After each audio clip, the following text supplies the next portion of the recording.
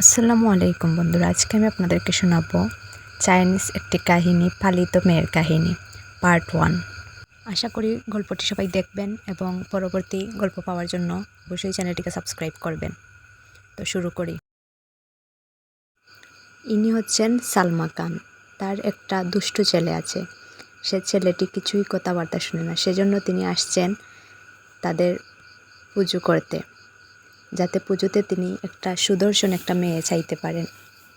সেখানে একটা মেয়ে ছিল, খুবই পারদর্শী মেয়ে, জাদুও চিনে, সব কিছুই মোটামুটি ভালো জানে। সে মেয়েটির দিকে সালমা খানের চোখ পড়ল এবং তিনি চাচ্ছিলেন মেয়েটিকে নিতে। উনি হচ্ছে মেয়েটির গুরু, যে মেয়েটিকে আশ্রয় দিয়েছিল।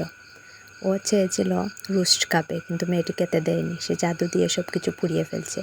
এদিকে সালমা খান তার সাথে কথা বলতেছে যে আমি ওকে দত্তক নিতে চাই, কিন্তু মেয়েটি রাজি হচ্ছে না, কারণ সে যদি গুরুকে রেখে চলে যায় তাহলে এই গুরু সব কিছু খেয়ে ফেলবে এবং শরীরও সুস্থ করে ফেলবে। সে যদি না থাকে তাহলে গুরু কোনোভাবেই ঠিকঠাক থাকবে না, সেজন্য সে যাইতে চাইতেছে না।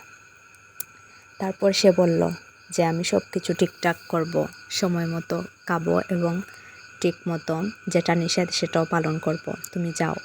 তখন মেয়েটি রাজি হলো এবং বলল আমি যাচ্ছি, তুমি তোমার খেয়াল রেখো। সালমা খান খুশি হলেন মেয়েটির কথা শুনে এবং তাকে তার বাসায় নিয়ে গেলেন। তার বাসায় দুষ্টু ছেলে, কথাবার্তা শুনে না, সেজন্য মেয়েটিকে তার খুবই প্রয়োজন। তিনি আসলেন বাসায় এবং আসা পরেই ছেলেটি আসলো, সব কিছু ছিটিয়ে ফেলল এবং মেয়েটিকে অপমান করলো। কিন্তু সালমা খান বললেন ভদ্রভাবে কথা বলো এবং মেয়েটিকে সম্মান করো। মেয়েটি হচ্ছে তোমার ফারহানা আপু, তুমি ওকে আজ থেকে আপু বলে ডাকবে এবং মেয়েটি আমাদের সাথেই থাকবে। কিন্তু দুষ্টু ছেলে কোনোভাবেই মেনে নিতে পারতেছে না যে তার মা অন্য একটা মেয়েকে সন্তানের মর্যাদা দিতেছে।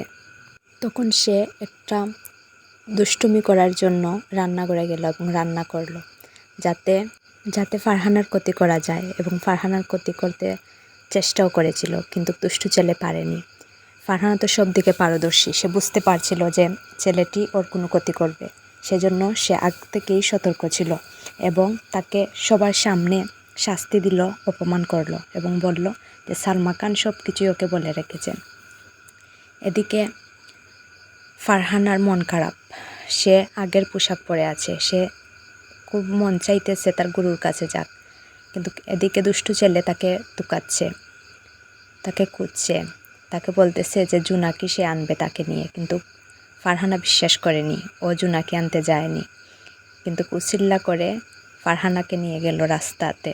ফারহানা চলে যেতে চাইতেছিল, কিন্তু যাওয়ার পথে দুষ্টু ছেলেকে কিডন্যাপ করা হয় টাকার জন্য। তখন ছেলেটি পাগল হয়ে ফারহানাকে ডাকছে এবং ফারহানা আসলো। পরের অংশ দেখার জন্য অবশ্যই সাবস্ক্রাইব করুন।